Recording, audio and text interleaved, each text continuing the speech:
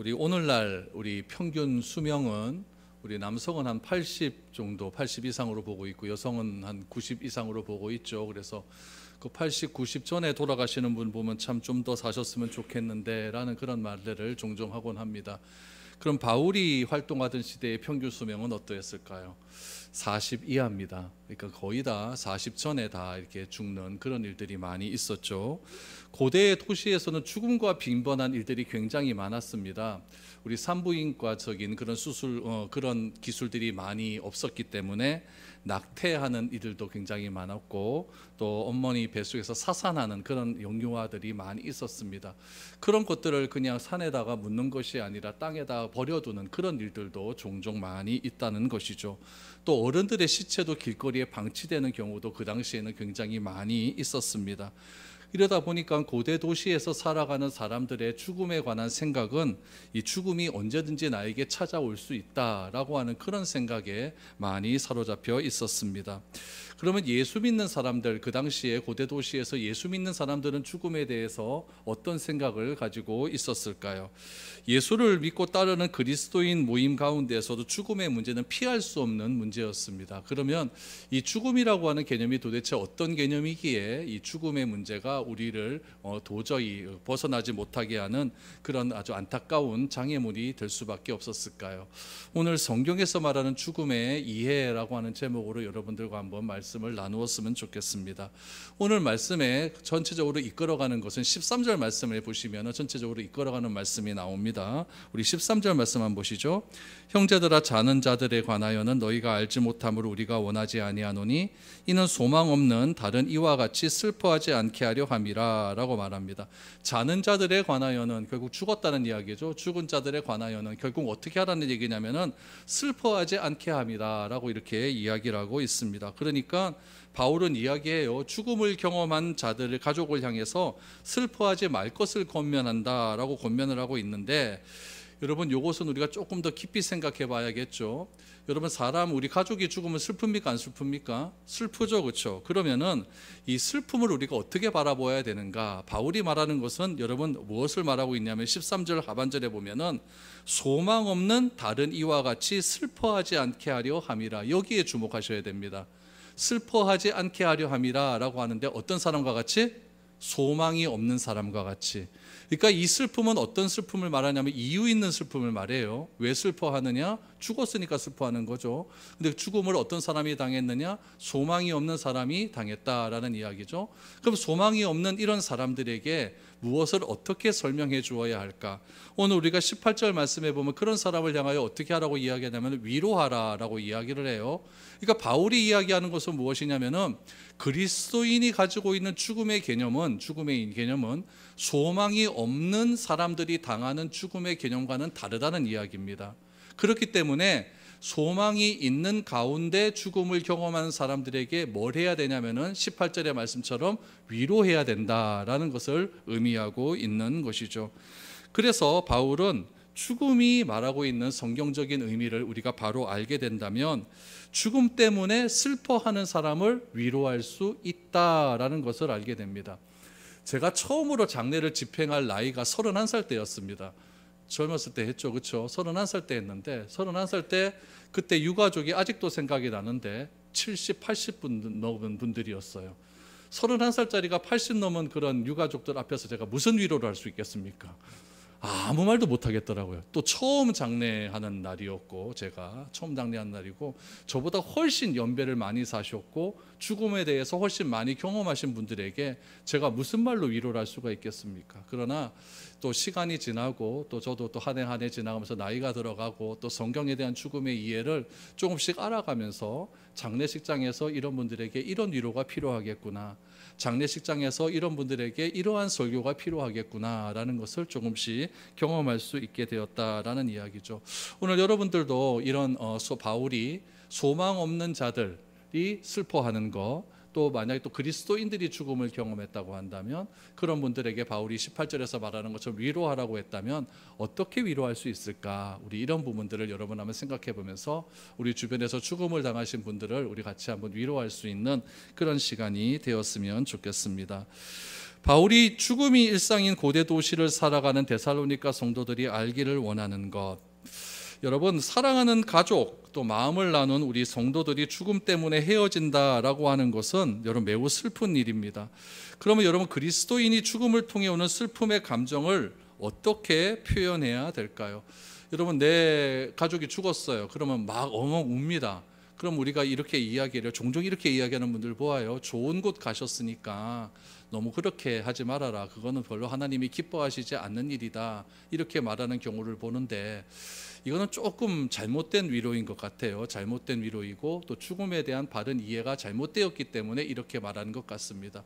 예수님께서도 장례식장에서 눈물을 흘리셨다라고 하는 표현이 성경에 나옵니다. 나사로가 죽었을 때에 많은 사람들이 나사로의 죽음을 보고 눈물을 흘렸거든요. 그 눈물 속에서 예수님도 눈물을 흘리시더라라고 하는 대목이 나옵니다. 우리 요한복음 11장 33절에서 35절 보시죠.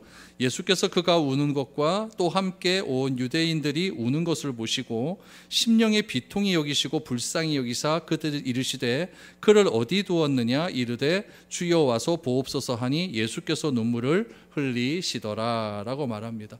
우리도 그렇잖아요. 나와 그렇게 안면이 별로 없는 분인데 내가 아는 사람의 부모님이 돌아가시는 현장에서 내가 아시는 분이 펑펑 울면 나도 눈물이 나요. 그렇죠? 예수님도 똑같은 장면이 나오시는 거예요. 나사로와 예수님은 굉장히 친밀한 관계에 있었거든요. 근데 나사로가 죽었어요. 죽은 장례식 현장에서 많은 사람들이 운다는 이야기죠. 그 우시는 것을 보고 예수님께서 불쌍히 여기시고 비통히 여기셔서 예수님도 눈물을 흘리셨다라고 이렇게 이야기하는 것이죠. 그래서 오늘 보면 죽음이 무엇인지를 여러분들하고 한번 나누어 보았으면 좋겠습니다. 오늘 본문에 나타난 성경적인 죽음은 무엇인가? 첫 번째로 죽음이란 잠시 잠드는 것이다. 이렇게 성경은 이야기합니다.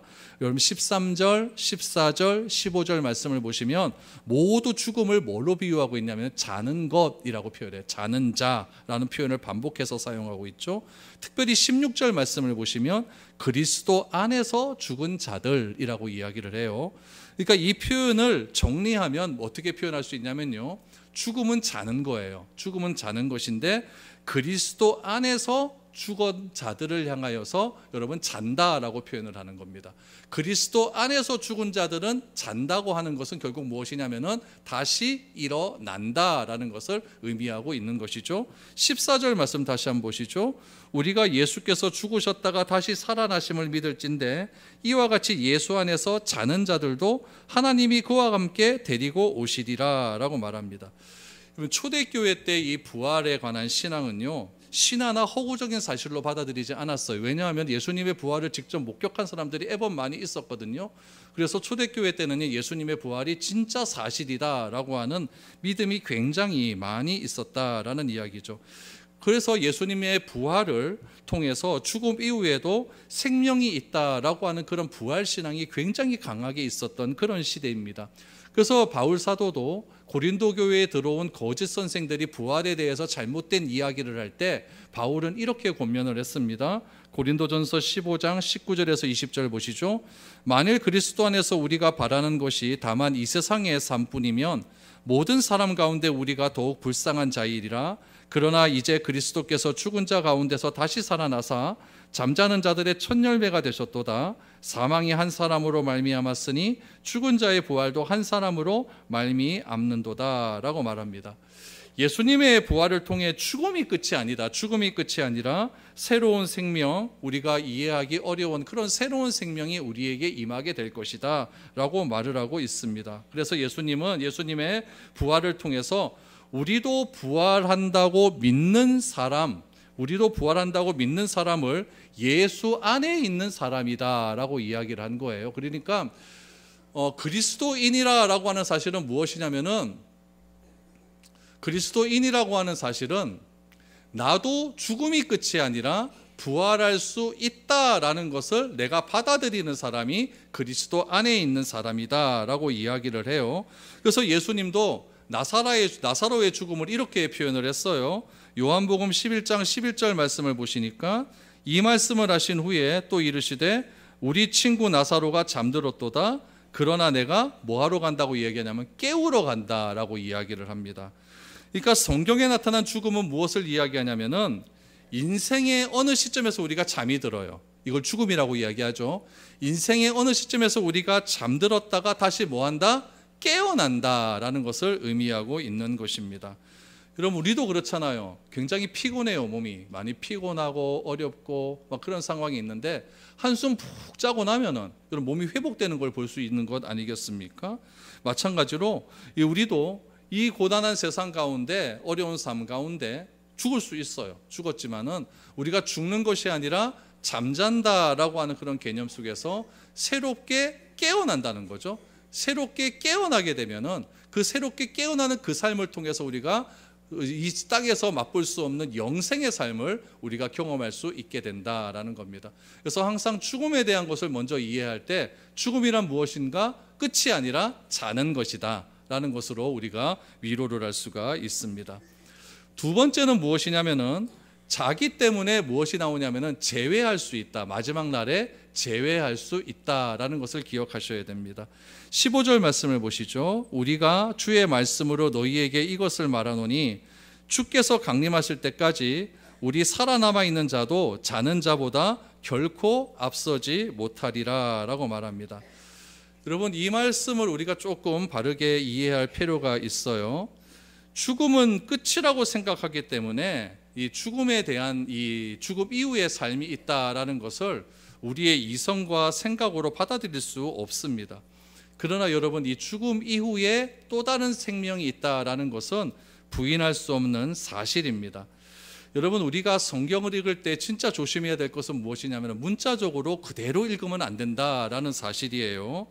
여러분, 예수님께서 뭐라고 말씀하셨냐면은 올라가심을 본 그대로 본다고 했어요. 올라가심을 본 그대로 우리가 다시 온다. 그럼 여러분, 이것을 문자적으로 읽으면 어떻게 될까요?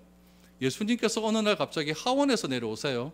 하원에서 내려오신다는 얘기죠. 그러면 저기 브라질에 있는 유영신 선교사는 봐요, 못 봐요? 못 봐죠. 그렇죠? 그러니까 이거를 문자적으로 보면 안 되는 겁니다. 여러분, 성경을 읽을 때 문자적으로 읽으면 굉장히 잘못된 이해가 우리에게 다가올 수가 있어요. 그래서 우리가 마지막 날에 다시 재회할 수 있다라고 하는 말을 통해서 우리가 배울 수 있는 점을 좀 몇 가지 찾아봐야 됩니다. 첫 번째는 무엇이냐면은 예수님은 반드시 다시 오신다. 이 사실을 기억하셔야 돼요. 예수님은 반드시 다시 오신다.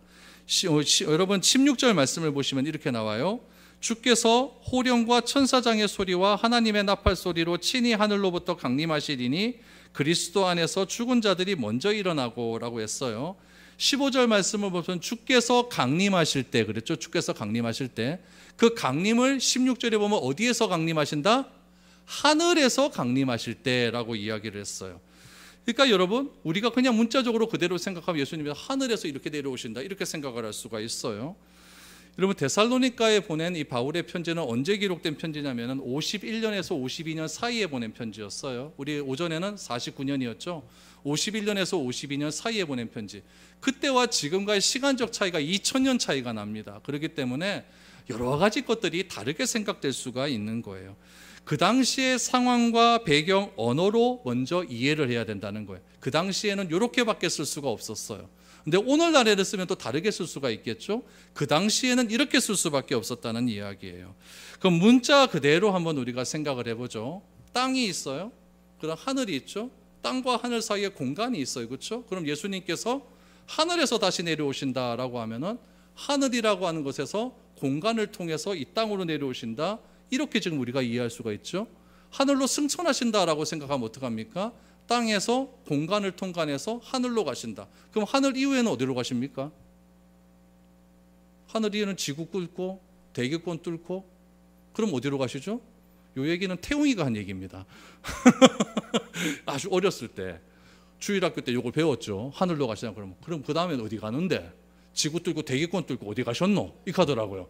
이야, 임마 하면서 제가 그러니까 이게 문자적으로 읽으면 이런 오류가 나오는 거예요. 한번 보시기 바랍니다. 문자 그대로 읽어보면 단시 전쟁 여기 보니까 뭐라고 얘기했냐면은 하늘에서 내려오실 때 어떻게 내려오시느냐? 호령과 천사장의 소리와 하나님의 나팔 소리로 친히 하늘에서 강림하신다. 그럼 여러분, 호령과 천사장의 소리와 나팔 소리를 그 당시에는 어떤 상황에서 이런 소리가 났는가를 이해를 해야 돼요. 비유적인 말씀이겠죠. 언제 했었느냐? 승리에 입성을 할 때 이런 소리를 했어요. 황제가 전쟁에서 승리를 하는 거예요. 승리를 해서 입성을 할 때 황제가 제일 앞에 설 것 아닙니까? 그 다음 군인들이 서요. 군인들이 서고 그 중간에 누가 서냐면은 패전국의 왕이 완전히 쇠사슬에 빨려서 질질 끌려옵니다. 패전 군인들이 와요. 그 다음에 이제 막 그 군인들이 오겠죠. 그때 도열에 있는 수많은 로마 군인들이 오는 거예요. 로마 시민들이 환호성을 펼칩니다. 황제야 하면서 막 승리의 고함을 막 부르죠. 그럼 군악대들이 가만히 있겠습니까? 군악대들이 나팔 소리를 막 부는 거예요. 승리의 나팔을 막 부는 거죠. 그 소리가 무슨 소리였냐면은 내가 이 전쟁에서 승리했다. 이 적군과의 싸움에서 승리했다. 승전거를 입고 지금 국가로 들어오는 그런 황제의 모습이었다는 이야기죠. 그 모습을 바울이 그대로 인용을 하고 있는 거예요. 우리는 사망이라는 것을 도저히 이길 수 없는 대상이에요. 이 사망에서 승리하신 예수가 어떻게 오느냐, 어떻게 사망에서 승리하신 예수가 이 땅에 오셨다는 것을 표현할 때 그 당시에 사람들이 가장 잘 이해할 수 있었을까요? 그거는 로마 황제가 전쟁에서 승리할 때 오는 모습을 그대로 갖다 붙인 겁니다. 그러면 그때 이제 하나님 예수님께서 오실 때에 모든 사망의 권세를 이기시고 다시 부활하셔서 하늘로 올라가셨다가 다시 이 땅에 재림하고 오실 때에도 어떻게 오시느냐? 천사장, 당시 로마 황제가 입성할 때 많은 백성들이 있었던 것처럼 또 장교들이 또 군악대들이 노래 불렀던 것처럼 예수님이 다시 재림하실 때도 그거와 똑같이 하늘에 천사장이 있는데 그 천사장들이 크게 환호성을 지를 것이다. 또 그날에 많은 사람들이 많은 노래를 부르면서 나팔 소리를 부르면서 그렇게 예수님께서 승리하심을 이 땅에 오심을 강하게 노래할 거다라는 것을 이렇게 비유로 말씀하셨다는 거예요. 그렇다면은 예수님께서 그럼 어디 계셨다 오셨을까요? 이거는 여러분 또 다른 차원으로 가시는 거예요. 여러분 우리가 살고 있는 차원은 공간이 있지 않습니까? 공간이 있고 이 공간 너머의 것들은 모릅니다. 저는 요 예배당이라고 하는 공간이 있지만은 이 공간 너머에 저 부엌에서 제가 어떤 일이 있는지 압니까? 모릅니까? 몰라요. 요게 3차원이에요. 근데 예수님이 계신 그곳은 어떤 차원이냐면은 시공간을 초월하는 어떤 곳입니다. 그렇기 때문에 예수님께서 하늘로 올라가셨다라고 하는 것은 또 다른 차원의 세계로 가신 거예요. 이런 것들을 오순절에서는 4차원의 영성이라고 이야기를 하는데 그것까지는 제가 잘 모르겠습니다. 잘 모르겠지만은 예수님께서 우리가 생각하는 어떤 우리가 인식하고 있는 그런 장소의 공간이 아니라 어떤 시공간을 초월한 어떤 공간에 예수님은 틀림없이 계십니다. 그 계신 예수님께서 하나님의 뜻을 따라서 정하신 때에 이 땅에 오실 때에는 로마 황제가 전쟁에서 승리해서 이 땅에 자기 나라로 다시 입성하는 것처럼 예수님도 이 땅에 오실 때는 그런 승리자의 모습으로 이 땅에 오실 것이다 라는 것을 바울은 이렇게 이야기하고 있는 것이죠. 그렇기 때문에 여러분 예수님의 재림도 죽음에서 승리한 그런 재림이다 라는 것을 우리가 알 수가 있다는 이야기입니다. 두 번째로 우리가 알 수 있는 세 번째로 우리가 알 수 있는 것은 무엇이냐면은 잠든 자들이 먼저 일어나서 천국에서 제외하게 된다라는 거예요. 우리 15절 16절 말씀을 다시 한번 보시면 무슨 말이 나오냐면은 예수님이 다시 오실 때 어떤 일이 일어나느냐 이렇게 나와요. 우리 15절 16절을 다시 한번 보시기를 바랍니다. 15절 16절 말씀을 보시니까 이렇게 나와요. 하반절에 보니까 주께서 강림하실 때까지 우리 살아남아 있는 자도 자는 자보다 결코 앞서지 못하리라 라고 하지 않습니까? 주님이 강림하실 때는 두 분류의 사람이 존재해요. 그때까지 살아있는 사람이 있을까요? 없을까요? 있어요. 예수님이 강림하실 때 죽은 자들이 있을까요? 없을까요? 있다는 이야기예요. 그러니까 이 얘기는 뭐냐면은 죽은 자들이 먼저 부활한다는 이야기예요. 죽은 자들이 먼저 부활하고 그 다음에 살아있는 자들이 그 다음이라는 이야기입니다. 오늘 그 얘기를 하고 있는 거죠. 그러면 죽은 자들의 부활은 어떻게 설명할 수가 있는가? 우리 17절 말씀을 한번 보시죠. 그 후에 우리 살아남은 자들도 그들과 함께 구름속으로 끌려 올려 공중에서 주를 영접하게 하시리니 그리하여 우리가 항상 주와 함께 있으리라 라고 했어요. 여러분 예수님이 재림하실 때 죽은 자들이 있어요. 그들은 다시 살아납니다. 살아나서서 어디로 가시느냐? 예수님께서 승천하셔서 가셨던 그곳으로 다시 갑니다. 그곳으로 가고 살아남아 있는 자들이 문제예요. 살아남아 있는 자들이 17절 말씀해 보니까 그들과 함께 그랬어요. 그들은 누굴까요? 죽어서 하늘로 올라가는 자들. 그들과 함께 구름 속으로 끌려 공중에서 재림해서 주님을 영접한다. 여러분 이거를 우리 기독교 초창기 때 이런 종말론적인 신학이 왔는데 그걸 뭐라고 이야기하냐면 세대주의라고 이야기해요. 세대주의는 오늘날 신학에선 이단으로 정제되어 있습니다. 이 세대주의에서 종말론을 이야기할 때 어떻게 하냐면 이 휴거를 이야기하는 거예요. 여러분 그림 같은 거 옛날에 보면은 구름이 이렇게 있고 예수님이 이렇게 있고 사람들이 막 떠서 이렇게 올라가는 거 있잖아요. 이걸 휴거라고 하지 않습니까? 이런 휴거를 주장했던 사람들이 세대주의자들이에요. 그래서 예수님의 재림이 2번 있다라고 이야기를 합니다. 죽은 자들의 부활일 때 한 번 재림하고 또 살아있는 자들이 재림할 또 한 번 재림한다 이렇게 주장을 해요. 근데 이거는 굉장히 잘못된 세대주의 신학이다. 그래서 오늘날에는 이 신학을 인정하지를 않습니다. 그런데 초창기 때 한국 신학에 들어왔을 때 선교사들이 가지고 온 신학들은 이런 세대주의 신학을 가지고 와서 그때는 이 세대주의 신학이 굉장히 교인들에게 위로가 되었어요. 왜냐하면은 굉장히 힘든 삶을 살았잖아요. 힘들고 어려운 삶을 살았는데 조금만 버티면 주님이 빨리 오셔갖고 우리를 천국에 인도가서 잘 먹고 잘 살게 해주겠다라고 하는 그런 신학이 굉장히 많았거든요. 제가 누누이 말한 찬송, 이런 찬송 많이 불렀잖아요. 죄 많은 이 세상은 내 집 아니네. 내 모든보다는 저 하늘에 있는요. 나는요 이 땅에 있을 마음 없어요. 이게 아니란 거. 이게 세대주의 신학에서 말하는 찬송이거든요.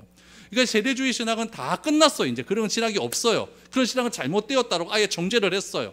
오늘날의 신학은 무엇이냐? 우리도 같이 올라가요. 같이 하늘로 올라가는데 이게 뭐 그냥 휴거처럼 그래 올라가는 것이 아니라 어느 공간으로 다시 가게 되는 거예요. 그 공간이 어딘지 잘 모르겠습니다. 공간에 가서 거기서 주님과 함께 항상 함께 있으리라. 그때 주님을 만나게 될 것이다. 이때 누구도 만날까요? 여러분 아버지 어머니도 다 만납니다. 네, 아버지 어머니도 다 만났는데 아버지 어머니의 얼굴은 어떨까요? 요즘 우리 어머니 얼굴 보면 참 못생겼어요. 옛날에 그 아름다운 미모를 가지신 그런 얼굴이 아닙니다. 그래서 굉장히 가슴이 아파요.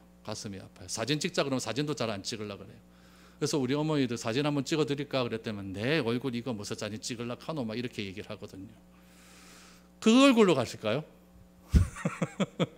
그렇진 않을 것 같아요. 가장 아름다운 얼굴. 그럼 가장 아름다운 얼굴이 20대의 얼굴이에요? 그것도 아닌 것 같아요.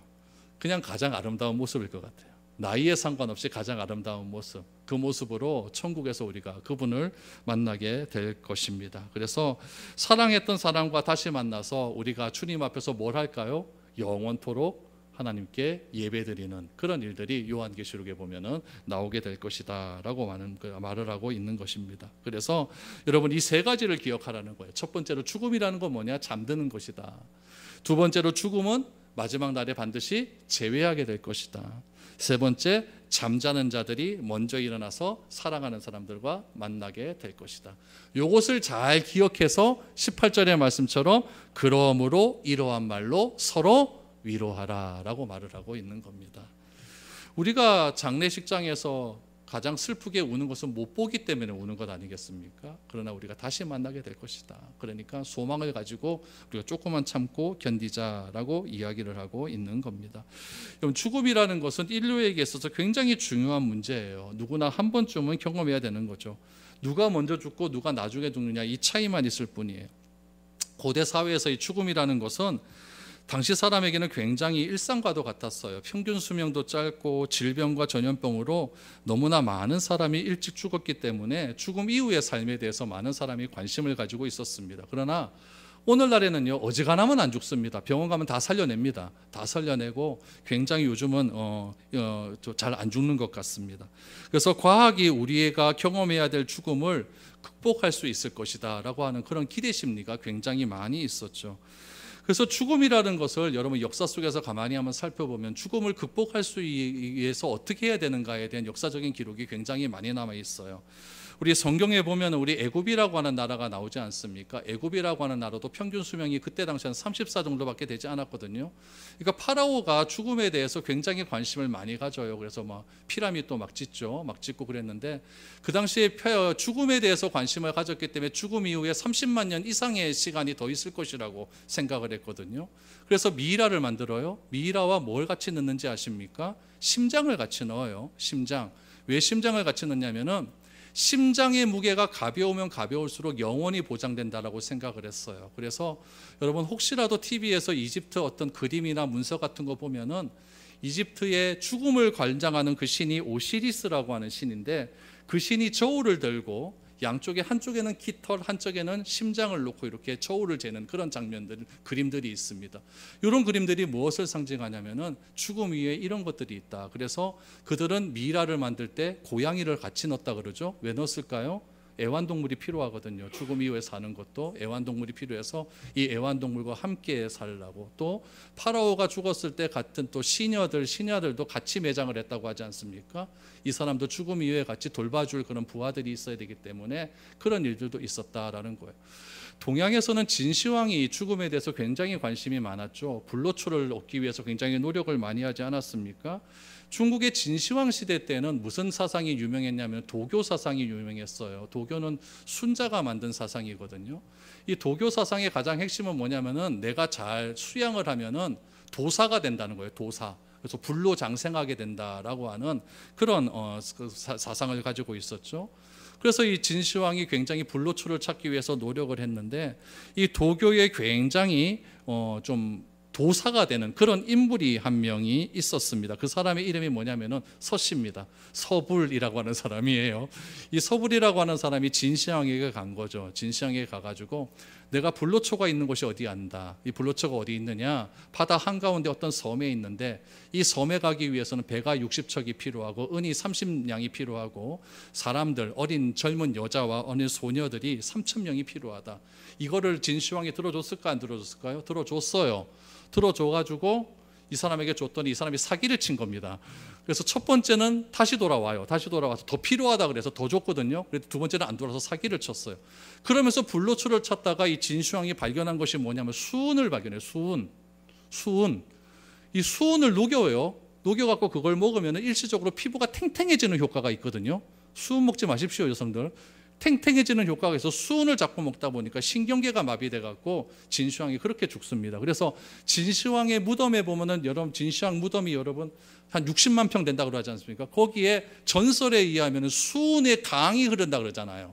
아무도 못 들어오게 수은의 강이 흘러서 자기는 거기서 영원토록 영생할 것이다. 중국에서 그거 발견하려고 하는데 돈이 없어서 발견을 못 한다고 하지 않습니까? 그러니까 그런 죽음에 대한 노력이 굉장히 많아요. 오늘날 우리 사회는 어떨까요? 우리나라도 죽음에 대한 이해를 굉장히 요즘 강조를 많이 합니다. 그래서 고려대학교 평생대학원에 보면은 죽음학과가 있어요. 그래서 죽음학 석사를 주는 거죠. 그래서 윤리적으로 죽음의 의미가 무엇인가, 종교적으로, 의학적으로, 심리학적으로 죽음이 도대체 무엇인가라고 하는 그런 개념이 많고, 일반 대학 인문학과에서도 여러분 죽음이라고 하는 과목이 생겨서 이 죽음을 어떻게 이해할 것인가에 대한 노력이 굉장히 많이 있다라는 겁니다.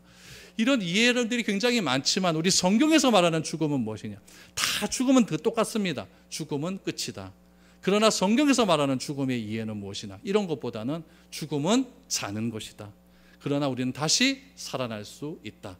살아나서 영원토록 주님과 내가 사랑하는 사람과 함께 거할 수 있는 날이 오게 될 것이다. 이런 말로 이 슬픔에 빠진 사람을 위로해라. 이것이 바울이 데살로니가 교회 성도들을 향한 권면이었다는 겁니다.